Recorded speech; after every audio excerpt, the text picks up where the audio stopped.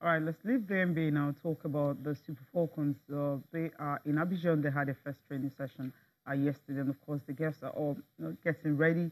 Just want to make the best out of the little time they have to have a wonderful preparations and see how it goes from there. This is the picture when they were traveling at the Lagos airport and all that. And this is a picture circulating around the internet since last night about the fact that they were supposed to be well dressed, knowing that they are the senior national team. But we should be talking about their preparations, what they're doing.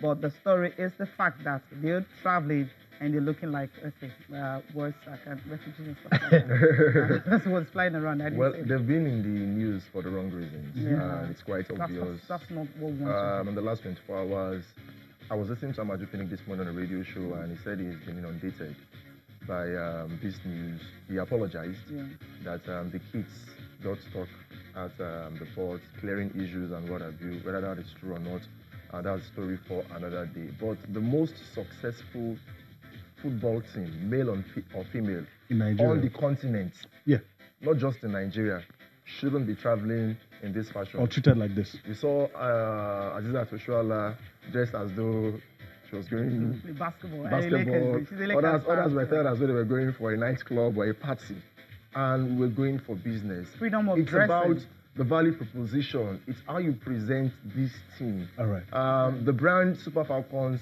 should be achieving much more. Yeah. And if you don't present them well, how would the corporate bodies want to align? All right. The NFF should be doing better. Okay. All right. So let's not flog a dead horse. So all right. Maybe we can actually appeal to corporate bodies to, like, if you want to sponsor the guests, you can, because they said it got stuck and all that. There's actually no money to. They could. Okay. But you need to project them positively more often than not. I'm talking about the NFF. But I thought the girls should have. They have this tracksuits, their own individual ones and all that. They these girls have endured enough. They wanted what happened in 2016. And after they won the Nations Cup, they had to carry placards before they were paid.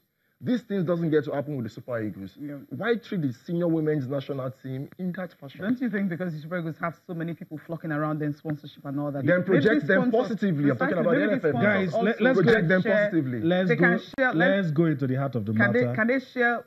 Let's finish this matter. Can they? No, we need to. I can understand why she's taking it seriously. Corporate sponsors to actually, like, I mean, just see guys who can actually sponsor these girls. It's really important.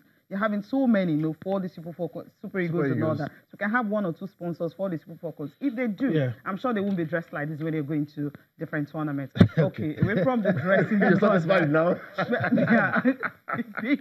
If they have the money, they have the means, the jerseys and the kits will be stuck somewhere and all that, and they have to wear whatever they feel like. Priority, actually. I think it's in defiance of the fact that they didn't have stock in this. That's it. So financial, I mean, they need the money, so sponsors just go ahead and help the girls out so that they can win something in Ghana. Okay, now talking about Ghana. So we can move on now. Okay. Talking about Ghana now. I mean, the coach has been talking about the fact that I love what he said when I spoke with him when we were and all that, talking about the fact that before now, Super Falcons can go ahead and beat any team, but now other teams, are catching up. So they're strong and they want to see how they can actually get this one. So he says it's really not under pressure, to retain this fight for the 2016. Let's hear from him, and Kadi will react to this. Yeah, first of all, I've been in this business very long, so I'm used to live under pressure. That's a normal day for a head coach. So I don't think so much about that. But of course, I want the team to have success, and of course, first of all, we want to bring back the cup to Nigeria.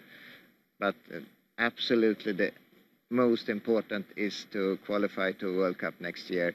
Nowadays it's tough to play every team because the days when you always beat other teams easily, it's over. Yeah, your head is over. What do you think? Well, other teams are playing catch-ups. Fortunately for the Super Falcons, one of the bitter rivals, Equatorial Guinea, got disqualified. But we still need to prepare for the likes of the Ghanaians and the Bayana. We're playing them in the first game when the competition starts. But one will still be consoled by the fact that the Super Falcons have what it takes.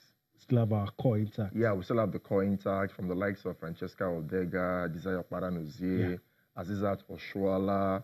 You have Rita Chikwelu, the captain of the side.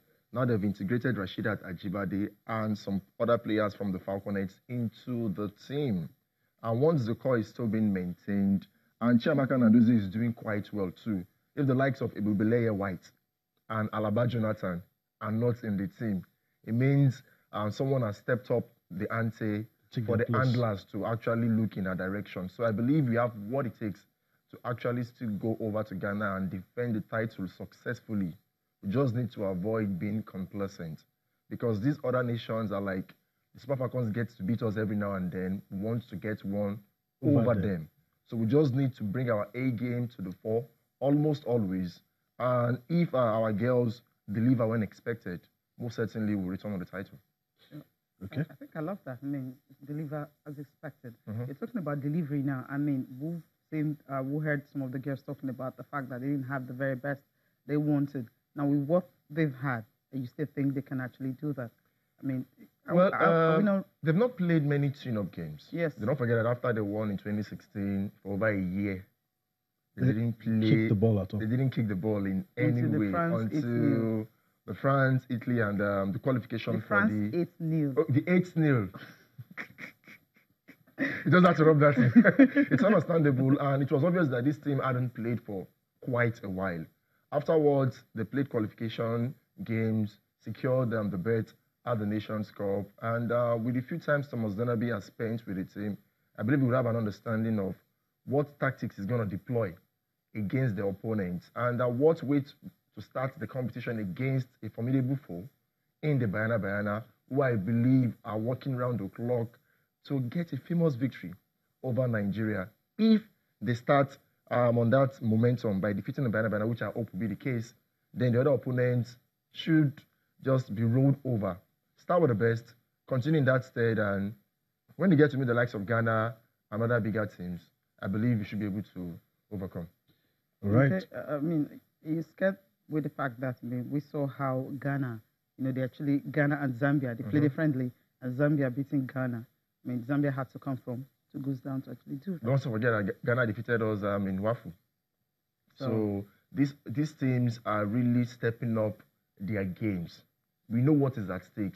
So we're not just going there with the hope that, okay, we are the best in Africa. These teams aren't good enough. I believe the handlers of the national team are seeing the progress being made by all that teams. Yes, won 8 out of 10. Equatorial Guinea won the other 2. But these nations, Ghana and South Africa, they have yet to win any Women's Nations Cup title. So they will have that at the back of their mind. If we know that these teams are bringing that to that competition, like I did say earlier, avoid complacency. With the core of the players that we have, I believe they are good enough to defend it successfully. Okay. All right. They can, right? We'll leave it at that. We'll go for a break now. Yeah, okay. Let's go for that break now. All right, when we'll come back, we'll see Champions League.